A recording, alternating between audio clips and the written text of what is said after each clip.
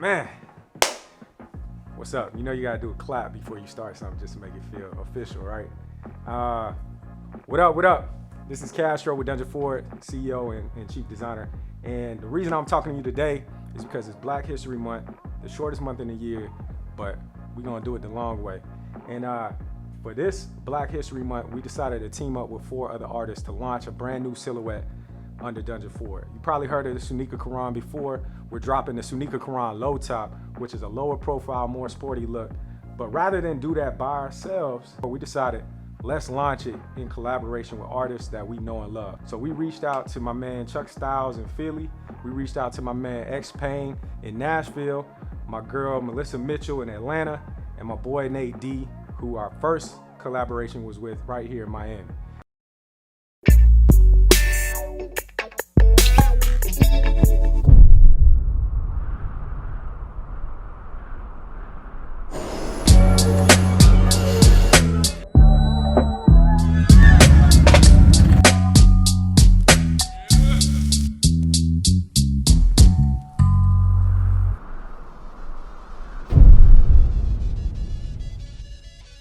I am Melissa Mitchell, an artist out of Atlanta, Georgia, by way of Miami, Florida. So when I pick up my brush, it is an act of freedom. It's an act of expression. It's an act of healing, and it's an act of legacy for me. And so I don't just want to paint arbitrarily just because I need to make money or I want to make somebody's space pretty. I want to create a piece that will evoke emotion, that will really, really resonate with where I am in that particular place in life. And so when you see a piece, we talked about earlier, you can see the evolution of even my emotions, my confidence with picking up the brush. I use more paint now. Before I was like faintly painting, now I'm like, let's pack that on, you know. I'm confident enough now to paint digitally and say, this is the final piece. You know, some people are like, can you redo it? I say, no, if you don't want this piece, then you don't want something from me. Yeah. And so now I see my work now as just my declaration of independence from my sadness, from my grief, from my feeling of rejection, all those things. I feel like art really, really is more than a colorful Band-Aid. It's like a colorful mandate out of my former self.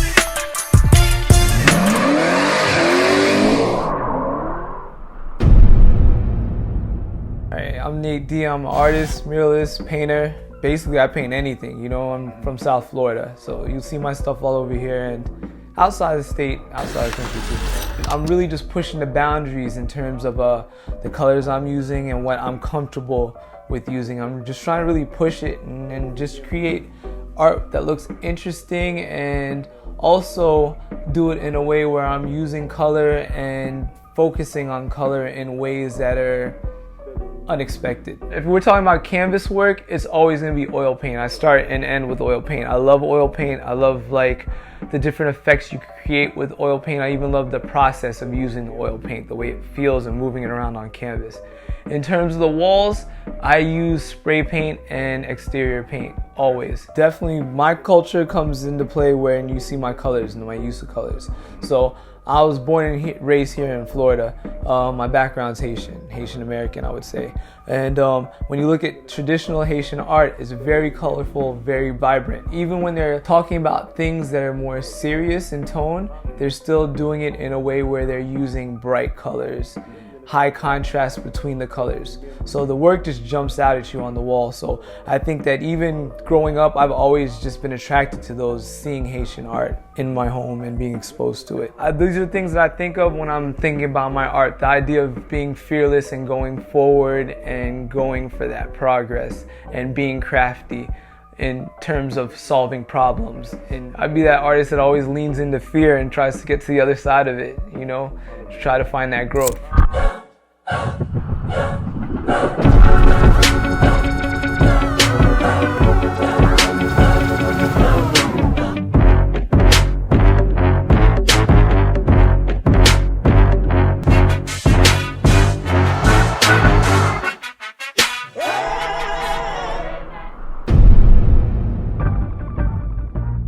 what's up? This is XPayne. We're in Nashville right now. I'm chilling with DungeonForward. We're talking about our Africana crowns. That was a collaboration between myself and DungeonForward. I think the biggest thing is I always want my work to go to people, as opposed to people feeling like they need to walk up to the work and figure it out. I always want my work to address people first. I don't know where that comes from, but I think ultimately I want people to leave knowing that whoever made it was proud of the things that kind of birthed that work. Whether it be pop culture references or just random stories or something that's kind of abstract. I want a sense of pride to really just be felt and hopefully transferred. So yeah. I would just say if I can't draw, then I probably have a problem. So my preferred medium is just to be able to start out drawing and sketching, and just kind of that's just kind of how I learned to communicate. And then from there I was able to branch and build onto those skills. So I would say my preferred just mode of communication is drawing, and then that provided a foundation to do whatever, really. Everything that happened in 2020 forced me to honestly just kind of simplify my work, and this is kind of like one of those first pieces where I'm like kind of going back to my roots, going back to the basics a little bit. Wrapped in that trash bag, FDO the glad bag, Illadel's again, bombs over Baghdad.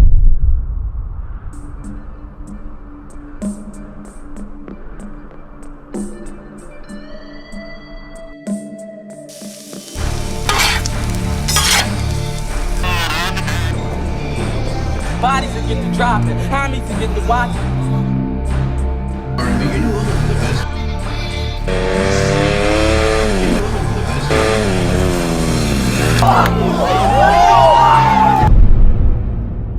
My name is Chuck Styles. 35, about to be 36 years old. A husband, father of 3 beautiful little girls.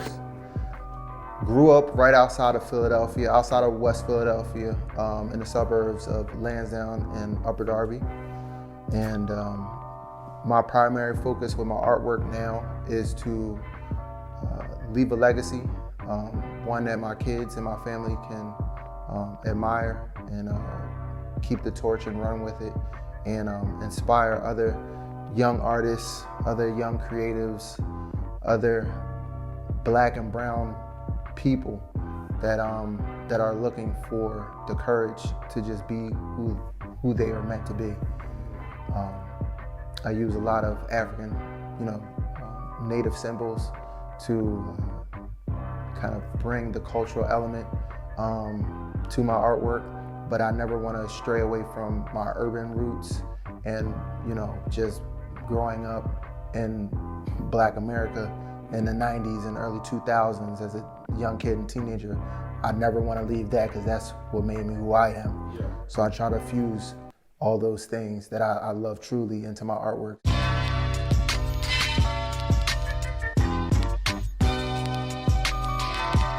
I've worked with a lot of brands before, and you end up getting them reaching out to you, you design stuff for them, then they share it with their creative team, and then it gets changed. And it's always been a situation where I wasn't totally happy with the outcome. A few times I could count maybe on one hand where I really loved it. In terms of creatively, you and I are on the same page. We kind of like agree with a lot of things, and there's a lot of stuff that we don't even have to say to each other, and we have to understand. I've been one of those people who've always been just very protective of my creative content and what I do, and I always strayed away from trying to merchandise my work, because at the end of the day I always want it to be art first. And I think that with both iterations of what we've created, it's still that strong element of art, and it stands on its own as a piece of art. This crown is called Ben Super, and it is inspired by my art piece, Ben Superboy. I love this artwork. Number one, I love the colors in it. I love the contrast of the neutral tans and sand colors, and then those vibrant oranges, yellows, blues that pop through on his African dashiki inspired mask. I would say the inspiration came from a few different things. It came from the idea of transitioning from childhood to being an adult, being a full-grown kind of warrior in this case, or full-grown explorer in this case. It involves moving forward and growth with the spears. It involves pride, in this case, Black American history, and I think in general as well. So we talked about the Basquiat story, and I think a lot of times Black designers are not believed in early enough before the rest of the world shows up. So I've been a fan since you put your first hat out. And also I'm a believer of supporting your friends. And so I think it's important as creators that we support each other. And so when it was an opportunity to collaborate, people knew that if we did it together, it would be genuine, it would be dope, and it would be something for legacy. I wanted people to know there's so much more to Melissa than what you see.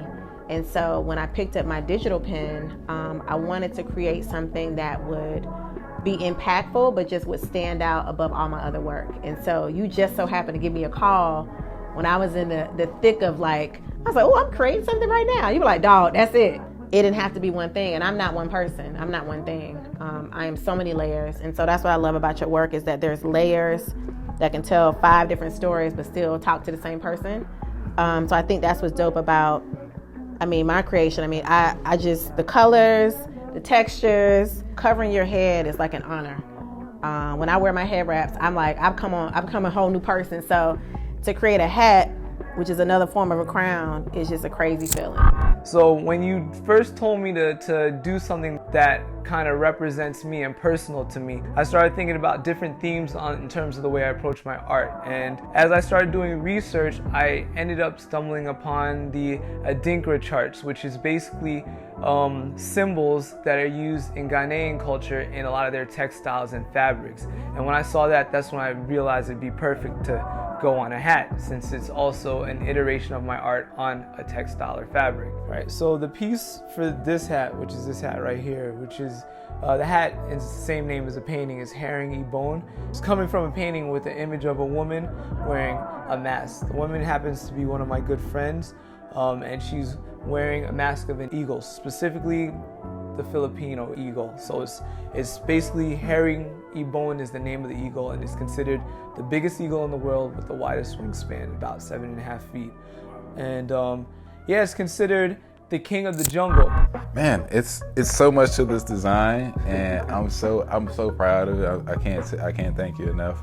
But so I would say that the first thing that you might not immediately notice is the song on the left and right panels, and it's basically one of the first popular songs I learned, called Linus and Lucy. People might know it as the Charlie Brown theme song, and it kind of fit into this male-female side of the crown. And so I put it on there. It's happened to be written for alto saxophone, so if you play alto sax, you should be able to read this. But and then under that is so much stuff. First I'll say you have my signature on the side, and then under the crown there's different panels of crowns being flipped upside down and right side up. I feel like both sides represent the hero and the underdog, which is both sides of the same coin. Everybody can relate to both sides. And then you kind of have a more abstract kind of pattern. It kind of adds to the Africana kind of theme. I feel like it's very 90s, very youthful, very energetic. Basically the Big Dipper under the right side, the right side of the cap of the bill, with the North Star, just kind of honoring the history of Black Americans and honoring the people that escaped this terrible kind of I don't want to say fate, but just this kind of terrible existence that people had to go through. So I'm always thinking about those who suffered, and in this I was able to go way back. I like this piece because while a lot of people know me to do a lot of celebrity work, the celebrity work, you know, it brought people to my page. My more personal work told a deeper story of the artwork. So that's why I love Ben Superboy, because you see a lot of emotion in the child's eye.